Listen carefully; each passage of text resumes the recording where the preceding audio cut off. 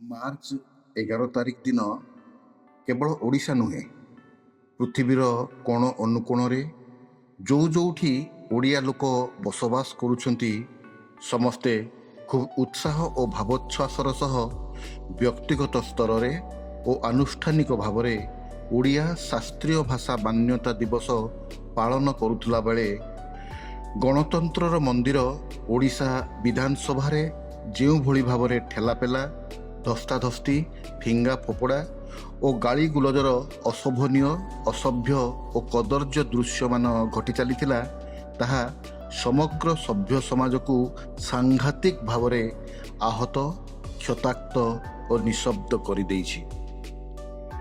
କହିବା ନିଷ୍ପ୍ରୟୋଜନ, ଏହିସବୁ ଘଟଣାକ୍ରମ ଓଡ଼ିଆ ଭାଷା ସହ ଓଡ଼ିଶାର ଅଖଣ୍ଡତା ଓ ଅସ୍ମିତାକୁ ବି ଲଜ୍ଜିତ ଓ ଲହୁଲୁହାଣ କରିଛି। ଗଣତନ୍ତ୍ରର ବ୍ୟବସ୍ଥାନୁଯାୟୀ ଜନସାଧାରଣଙ୍କ ଦ୍ୱାରା ନିର୍ବାଚିତ କତିପୟ ଜନପ୍ରତିନିଧି ସେମାନଙ୍କର ଉତ୍ସୃଙ୍ଖଳ ବ୍ୟବହାର ଓ କଦର୍ଯ୍ୟ ଭାଷା ପ୍ରୟୋଗ ଦ୍ୱାରା ଏହି ଗ୍ରହରେ ବସବାସ କରୁଥିବା 50 ନିୟୁତ ଓଡ଼ିଆଙ୍କ ସମେତ ଅନ୍ୟାନ୍ୟ ଲକ୍ଷ ଲକ୍ଷ ବୁଦ୍ଧିଜୀବୀଙ୍କୁ ମାନସିକ ଆଘାତ ଦେବା ସହ ସେମାନେ ଗଣତନ୍ତ୍ରରେ ନୁହେଁ ଦଳତନ୍ତ୍ରରେ ବିଶ୍ୱାସ କରୁଥିବାର ମାନସିକତାକୁ ପ୍ରମାଣ କରିଦେଇଛନ୍ତି। ଘଟଣାକ୍ରମ ଆରମ୍ଭ ହୋଇଥିଲା ମାର୍ଚ୍ଚ 8 ତାରିଖ ସମ୍ବଲପୁରର ଗଙ୍ଗାଧର ମେହେର ବିଶ୍ୱବିଦ୍ୟାଳୟର ସମ୍ମିଳନୀ କକ୍ଷରୁ, ଯେଉଁଠି ଓଡ଼ିଶା ସରକାରଙ୍କ ସୁଭଦ୍ରା ଯୋଜନାର ଦ୍ୱିତୀୟ କିସ୍ତି ବଣ୍ଟନ ଉତ୍ସବ ପାଳନ କରାଯାଉଥିଲା। ଉତ୍ସବର ଆରମ୍ଭରେ ଯେତେବେଳେ ରାଜ୍ୟ ସଙ୍ଗୀତ ବନ୍ଦେ ଉତ୍କଳ ଜନନୀ ଗାନ କରାଗଲା, ମଞ୍ଚାସୀନ ସମସ୍ତ ଅତିଥି ଓ ଉପସ୍ଥିତ ଦର୍ଶକ ମଣ୍ଡଳୀ ନିଜ ନିଜ ଆସନରେ ଠିଆ ହୋଇ ରାଜ୍ୟ ସଙ୍ଗୀତକୁ ଭକ୍ତିପୂତ ସମ୍ମାନ ଜଣାଉଥିବା ବେଳେ ସମ୍ବଲପୁରର ନିର୍ବାଚିତ ବିଧାୟକ ଜୟନାରାୟଣ ମିଶ୍ର ନିଜ ଆସନରେ ସେମିତି ବସି ରହି ରାଜ୍ୟ ସଙ୍ଗୀତକୁ କେବଳ ଅସମ୍ମାନ କଲେ ନାହିଁ, ବରଂ ନିଜର ଅଭିଭାଷଣରେ ବିରକ୍ତି ପ୍ରକାଶ କରି ନୋ ଷ୍ଟେଟ୍ ଆନ୍ଥେମ୍, ରାଜ୍ୟରେ କୌଣସି ଆନ୍ଥେମ୍ ହୋଇପାରିବ ନାହିଁ, ଓନ୍ଲି ନ୍ୟାସନାଲ ଆନ୍ଥେମ୍ ବୋଲି ନିଜର ମତ ରଖିଥିଲେ।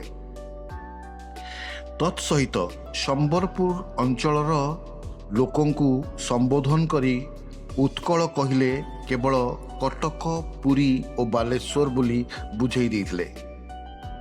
ଓଡ଼ିଶା ସହିତ ମିଶିବା ଆମର ଗୋଟିଏ ଐତିହାସିକ ଭୁଲ ଭଳି ମନ୍ତବ୍ୟ ଦେଇ ବିଭେଦ ଓ ବିଭାଜନର ନିଆଁକୁ ଘିଅ ଢାଳିଥିଲେ। ଏଇଠି ଏକଥା କହି ରଖିବା ଉଚିତ ହେବ ଯେ 1803 ମସିହାରେ ଓଡ଼ିଶା ବ୍ରିଟିଶ ଶାସନାଧୀନ ହେବା ପରେ ପ୍ରଶାସନିକ ସୁବିଧା ପାଇଁ ଇଂରେଜମାନେ ଓଡ଼ିଶାକୁ ଖଣ୍ଡ ବିଖଣ୍ଡିତ କରି ବିଭିନ୍ନ ପ୍ରେସିଡେନ୍ସି ତଥା ପ୍ରୋଭିନ୍ସ ଅନ୍ତର୍ଗତ କରିଥିଲେ। ସେହିସବୁ ଖଣ୍ଡ ବିଖଣ୍ଡିତ ଅଞ୍ଚଳକୁ ଏକାଠି କରି ପୁଣି ଥରେ ସ୍ୱତନ୍ତ୍ର ଉତ୍କଳ ପ୍ରଦେଶ ଗଠନ କରିବା ପାଇଁ ମଧୁସୂଦନ ଦାସ, ଗୋପବନ୍ଧୁ ଦାସ, କୃଷ୍ଣଚନ୍ଦ୍ର ଗଜପତି ନାରାୟଣ ଦେବ, ସାର୍ ବାସୁଦେବ ସୁଢଳ ଦେବ, ଶ୍ରୀ ରାମଚନ୍ଦ୍ର ଭଞ୍ଜ ଦେଓ, ଫକୀରମୋହନ ସେନାପତି, ପଣ୍ଡିତ ନୀଳକଣ୍ଠ ଦାସ, ରାଧାନାଥ ରାୟ, ଗଙ୍ଗାଧର ମେହେର, ଗୌରୀଶଙ୍କର ରାୟ ଓ ହରେକୃଷ୍ଣ ମହତାବ ଇତ୍ୟାଦି ମହାମନୀଷୀଙ୍କ ନେତୃତ୍ୱରେ 1903 ମସିହାରେ ଉତ୍କଳ ସମ୍ମିଳନୀ ଗଠନ କରାଯାଇଥିଲା, ଯେଉଁମାନଙ୍କ ମଧ୍ୟରେ ଜୟନାରାୟଣ ମିଶ୍ର କହୁଥିବା ପ୍ରକାରେ କଟକ, ବାଲେଶ୍ୱର ଓ ପୁରୀ ସମେତ ମୟୂରଭଞ୍ଜ, ପାରଳାଖେମୁଣ୍ଡି, ଦେବଗଡ଼ ଓ ସମ୍ବଲପୁରର ମହାନ ନେତୃତ୍ୱମାନେ ମଧ୍ୟ ଥିଲେ, ଯେଉଁମାନେ କେବେ ବି ଉତ୍କଳ ଶବ୍ଦକୁ ନେଇ ପ୍ରଶ୍ନ ଉଠାଇ ନଥିଲେ, ବରଂ ସର୍ବସମ୍ମତକ୍ରମେ ଅନୁଷ୍ଠାନର ନାମ ଉତ୍କଳ ସମ୍ମିଳନୀ ରଖିଥିଲେ। ପରବର୍ତ୍ତୀ ସମୟରେ 1912 ମସିହାରେ କାନ୍ତକବି ଲକ୍ଷ୍ମୀକାନ୍ତ ମହାପାତ୍ର ବିରଚିତ ଦେଶାତ୍ମବୋଧକ ଗୀତ ବନ୍ଦେ ଉତ୍କଳ ଜନନୀକୁ ସେହି ବର୍ଷ ବାଲେଶ୍ୱରଠାରେ ଅନୁଷ୍ଠିତ ଉତ୍କଳ ସମ୍ମିଳନୀର ଅଧିବେଶନରେ ପ୍ରଥମ ଥର ପାଇଁ ଗାନ କରାଗଲା ଓ ସର୍ବସମ୍ମତିକ୍ରମେ ଓଡ଼ିଶାର ସ୍ୱତନ୍ତ୍ରତା ଦିଗରେ ଏହି ସଙ୍ଗୀତକୁ ଉପଯୋଗ କରାଗଲା। ଆମ୍ଭ ମତରେ ସମ୍ମତି ପ୍ରଦାନ କରିଥିବା ଏହି ପ୍ରାତଃ ସ୍ମରଣୀୟ ବିଜ୍ଞ ପ୍ରାଜ୍ଞ ମହାମନୀଷୀମାନେ କେହି ବି ମୂଢ଼ ବା ସ୍ୱାର୍ଥାନ୍ଧ ନଥିଲେ ଯେ ଏହାକୁ ଆମେ ଏକ ଐତିହାସିକ ଭୁଲ ଭାବରେ ମାନିନେବା।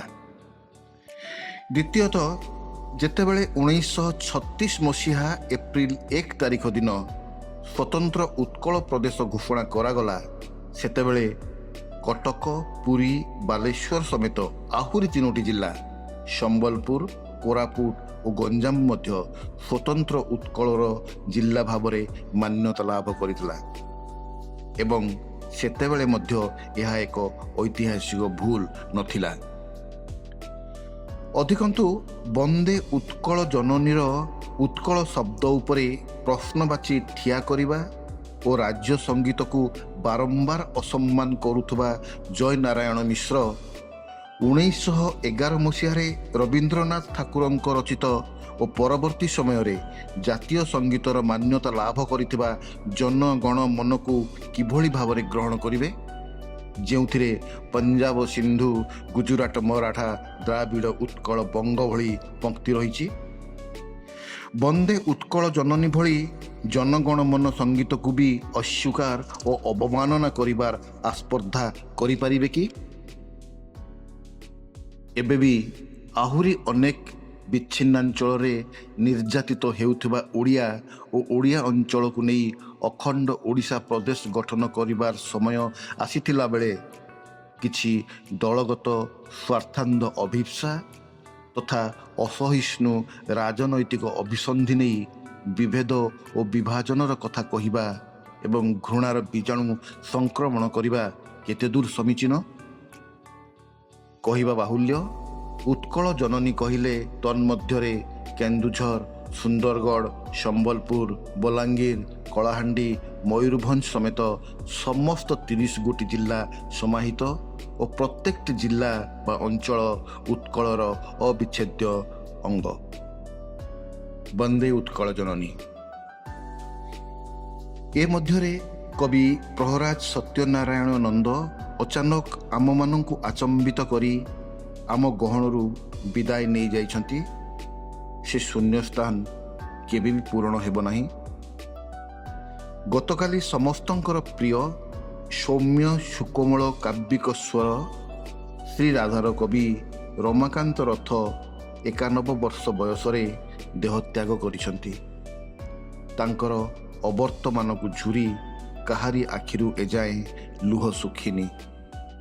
ଚୌକାଟ ଉଭୟଙ୍କ ଦେହାନ୍ତରେ ମର୍ମାହତ ଏବଂ ତାଙ୍କର ଅମର ଆତ୍ମାକୁ ଗଭୀର ଶ୍ରଦ୍ଧାଞ୍ଜଳି ଜଣାଉଛି।